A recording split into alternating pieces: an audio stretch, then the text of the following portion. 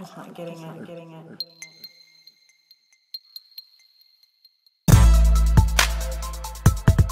So like I say, everything seemed to be going well, and it was just kind of a whirlwind. It went fast. Long story short, wound up saying, you know what? Wow, this girl is amazing. You know, we should just do the damn thing.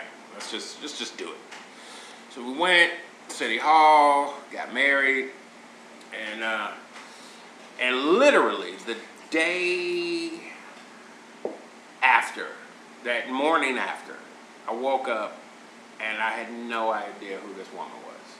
Wow. She was she had put on an Oscar-winning performance for, you know, and it like I say, it was brief, you know, it was months, you know, it wasn't years, it was months. But she had put on an Oscar-winning performance. Yeah, because usually the change happens a little Oh, gradually. yeah, no. Woke up this morning and she literally said, "I got you now." Oh, God. Yeah. You got me kidding. Oh, yeah, I was. She said that? Oh, she actually Like, said literally? the word. Yeah, literally. Now that you never told me. Yeah, so she's she's like, yeah, she was. I was there. I said something. I somehow don't feel like this is a bullet dodged because you actually married her. So like that's not a dodging the bullet. No, I divorced that ass before it got too. It got hit with the first bullet and then extracted it. Before it got bad, or we had kids, or any real joint property. Yeah. I'm sorry. No, so it was so. Come to find out that all the meals that were being cooked were actually cooked by the roommates. Like the whole Smitty, like she couldn't cook to save her life. Well, it was an Oscar-winning performance. Like what she I really, can't believe was like, did the roommate not like her enough to go along with it? Like she never said, like, man, I want this crazy bitch out of my place. So, Bingo! Yeah, I wouldn't be surprised That's what I'm talking about. she was super nice to me. Yeah. Now you know why. Yeah, she was like, hey. like I'd be more mad at her than I would be at the ex. I couldn't believe. So, but you know, my entire family is. There goes the apron fantasy. Yeah, so the entire family was kind of long marrying history. You know, we really didn't have very many divorces in our family at all, actually. So I was like, okay, you know, we're married now, and so I have to try to figure out how to make this situation work. So months go in, it's just not getting any better. You know, I do music, and so I have a home studio. One of my best friends, he also had a home studio, and we lived in the same apartment building. And so at one point it was me, my cousin, and my best friend. We were all in the same building, and we were all making music together. And so we were on like the 4th floor. He was on like the 10th or 11th floor. So I haven't left the building yet. And she knows exactly where I'm at. You know, it's not like I just disappeared and she's like, oh, where's he at? So I'd be up there 2 or 3 hours. We'd be working on a song or whatever. And then I remember one day, you know, like bang, bang, bang, bang, bang. And we're like, what the fuck? You know, and he goes to the door, he looks out the peephole, he goes, hey, Rio, this for you. I opened the door, I'm like, hey, what's going on? She was like, yeah, it's time for my husband to come home now. And we all, like me and all the boys, looked at each other like, she's serious right now.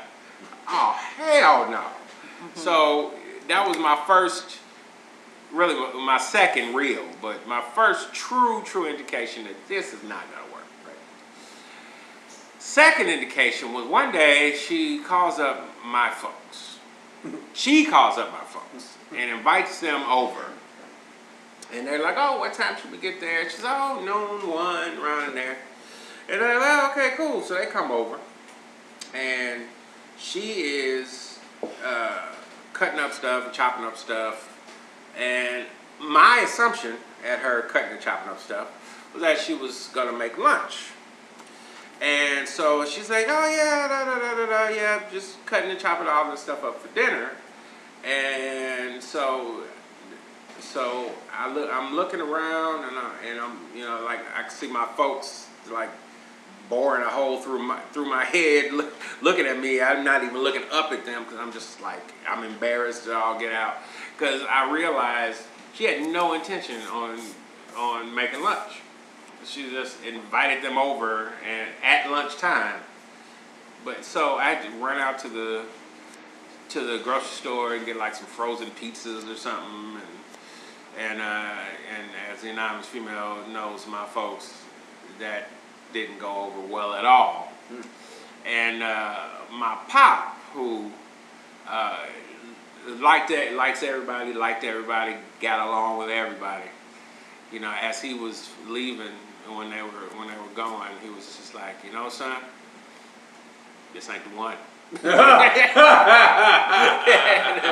Words of wisdom. And I was like, you might be right, Pop. Like, you might be right. This might not be the one, right? Yeah. So we wound up getting into, a couple more months go past. We wound up getting into a real big argument about her mom's. She's originally from New York. And her mom was sick. So she wants to jump on a plane and go to New York. At the time, neither one of us really had the money. It was going to be another week until payday or whatever. And so we got into a real big fight about not whether to go, but when to go. Mm-hmm. And so finally, and at the time I was working in sales, and I used the car for work, and I was DJing weddings on a weekend, and so I really used the car for both jobs, and because the company that I was DJing the weddings for was way out in the suburbs. Did she have a job? Yeah, she had a job. We both had a job, and so she decides, you know what, I'm driving to New York, and so I looked at her and I says, now I have 2 jobs that require me driving. Is it not possible to wait the week? And or we'll figure out some arrangements and we'll send you now. And she goes, no, it's my mom, and she's there by herself, and I'm going, and I'm taking the car. And I said, I tell you what, if you get I says, you're telling me, despite the fact that I need the car for both jobs, you're gonna take off with the car. And she says, and that was the final straw that broke the camel's back. She goes, the car's in my name. What am I supposed to do? Leave it here with you? No, you're not. And put all your shit in the trunk and don't come back. And because I want a fucking divorce. I'm through. And she was like, are you serious? Oh, I'm dead serious. I'm serious as a heart attack. This has been coming for a long time, and yeah, I'm done. And so she throws some stuff in the trunk. She leaves a ton of crap. She throws some stuff in the trunk, and she goes to New York. So while she's gone, I talked to somebody, and they're like, oh yeah, actually I got a little minivan that a friend of mine's selling for like $600. You want it? I'm like, shit, yeah, I need a car for blah blah. So I buy that, never pay another attention. So literally, I'm down a car for maybe 2 days, 3 days. Mm-hmm. And so I go on with life. And she's gone a week, couple weeks, whatever. So I wind up getting some boxes. I pack up all her stuff. I stack it up neatly. And so after about a month, then she's calling like, maybe she can, actually she calls and she's on her way back to Chicago already. Not, I want to talk, maybe we work this out. She's like, I'm on the road. I'm on my way back. And I'm like, all right, well, your stuff's here. It's packed up. You can pile it back in the car. You can go carry your ass back to New York. And best decision I've ever made. Best decision I've ever made. That bullet needed to be dodged. Because it was another one of those, just trying to monopolize your time, trying to Control your time. Yeah, control my time, control my friendships, and just like, no. Well, just that first sentence, upon eloping, Oh yeah. I got you now, and not saying it like a joke. like that's a serious thing you should say to your new. Someday I'm gonna wake up and partner. say that to you. Yeah. That's goes back Don't to do my that, that goes back to my favorite cuss word, which is "ah shit." Yeah. That's an "ah shit" moment. Ah shit. It is an "ah shit" moment. That's an "ah shit" moment. It's just like, man. It's definitely. Because you're an kind of like, yeah, exactly. Well done, anonymous people. you're not. I like that little nervous laugh. Yeah, You do that 'cause quite well. that's I'll remember to watch for that from now on. That's exactly what that moment was. It's like, Like if Lane and I get out of line and she starts doing that, I know to slap Lane and get it over with because So did she just come pick up her stuff and go? she thought we were gonna talk. Oh. She was still calling that's the him best when revenge we though. got 'Cause she together. thought it had been years. that's the best revenge because she thought she was. Oh, she thought we were gonna talk. Hell no. I was like, There's look. the box. There's the door. Yeah. There's the car. I'll see you later. Yeah, I said, look, it's a long drive from New York. If you need to crash here, you can crash here. Couch is very comfortable. But I'd say, I'm gonna go hang out with my cousin. I'll see you later. Yeah. And I think she was just so taken aback that I was just like, no, I don't need this. And because I think in her mind, she really thought, the one thing I know about relationships is you have to want to be there. If you need the other person, that's a problem. Yeah. And I think she really thought I needed her.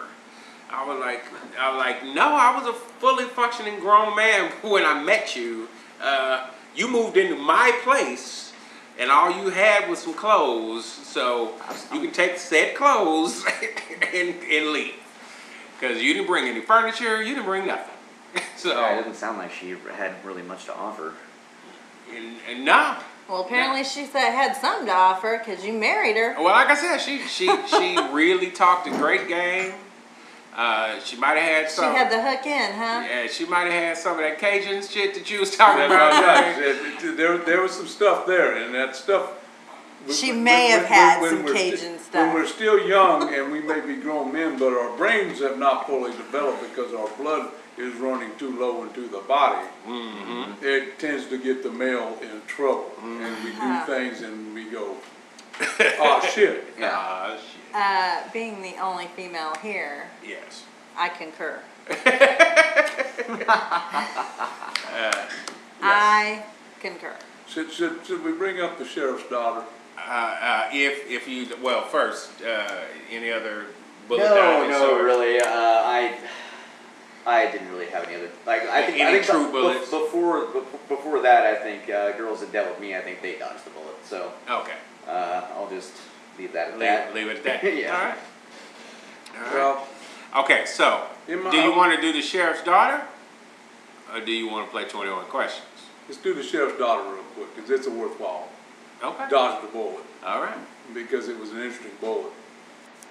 I was a young entrepreneur in a bad trade, and I got run out of my hometown.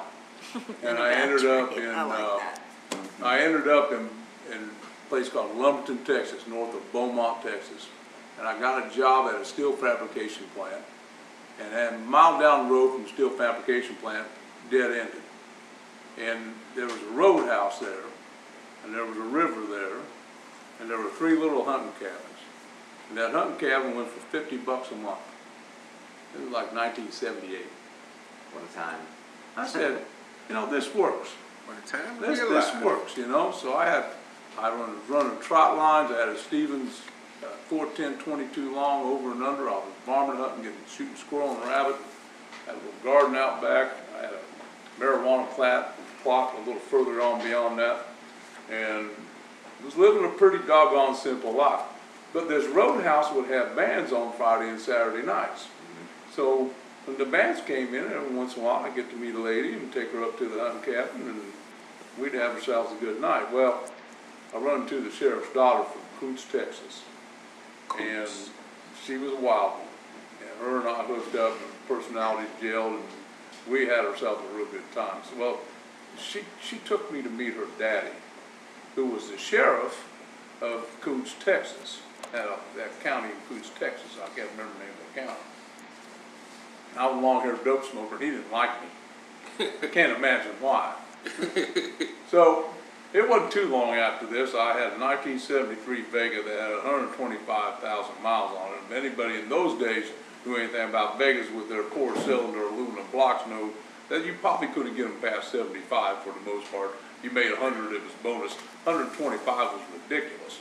I was only running on about 3 cylinders anyway. I couldn't get the thing over 45, 50 miles an hour. And his goons picked me up one night. And they went through my car, and all they could find was the seeds and stems. There wasn't enough in there to do anything with me, and they threw me in jail for the evening. They got me up at 6 o'clock, put me in a chair, handcuffed me down to it, put a piece of ivory soap in a tube sock, and beat the ever-loving shit out of my head. All right, now they got my attention because, man, that's a bunch of noogies, and them noogies hurt like no tomorrow. Oh, geez. So they bring me up in front of the sheriff right after that, and the sheriff looks at me and he says, "Son, let me tell you something about it. We know you ain't got no kin down here. So if I find you anywhere near my daughter again, we're just going to have to take you out in the swamp, stick you in her haul log until you soften it up, and old Mr. Gator will take care of you." Wow. I'm looking at this man and I'm going, you know, he's serious. This man is not messing around at all. He's totally serious, and he's right, because they can lose me. There's nobody here to chase me down and wonder where I am for a long time. He says, I'm going to tell you what I'm going to do. My deputy's going to take you to your place of residence, and you're going to pack your bag, and he's going to take you to the Louisiana state line and drop you off. And don't ever let me catch you around here, boy, or I will throw you in the swamp and you will get soft under that log. You understand me, son? I just looked at him and I said, "Yes, sir." What else was I going to say? And that's exactly how it went down. I had a dad's old National Guard duffel bag, and I went there and stuffed that thing with everything I could clothes-wise for the most part. I left my stereo, I left my albums, I left my high school albums, I left everything, yearbook. I just left it all. Got out of Dodge. And they took me to the Louisiana state line and dropped me off. I hitchhiked in the Arms. And that's how I ended up in the Arms. Lord have mercy, don't ever mess with the sheriff's daughter. that was a large bullet. Yeah, it was a large bullet. So anyway, it was a literal large bullet. Yeah. Yeesh.